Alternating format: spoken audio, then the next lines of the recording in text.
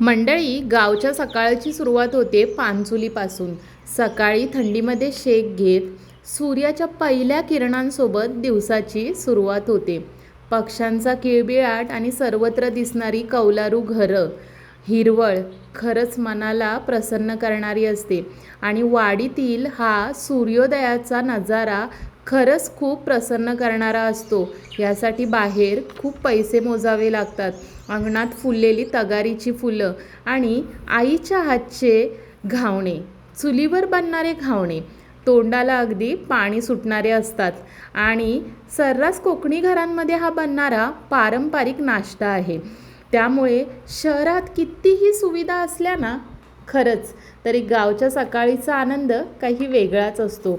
आणि मला खात्री आहे तुम्हालाही अशी गावची सकाळ आवडतच असेल किंवा तुम्ही अनुभवली असेल, तर मला कमेंट करून कमेंट सेक्शनमध्ये नक्की सांगा.